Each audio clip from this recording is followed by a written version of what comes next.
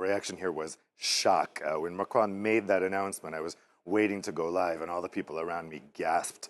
People could really not understand what he was doing, and I think they were all running to their French colleagues to try to get some perspective. The French colleagues seemed as confused as everyone else.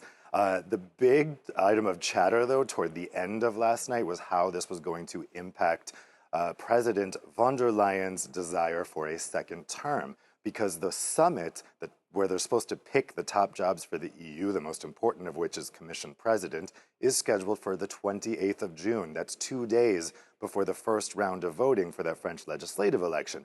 And given that President von der Leyen became kind of a boogeyman during the debates for the EU election over the past 2 months in France, I think it's unlikely that Macron is going to be willing to sign off on von der Leyen's reappointment just 2 days before that election. So the question is, what do they do? Do they delay that top job summit until July after the French second round? Or does Macron come to that summit wanting to mix things up for domestic consumption and publicly rule out reappointing von der Leyen, maybe throwing another name into the mix? He's reportedly been floating around Mario Draghi, the former president of the European Central Bank.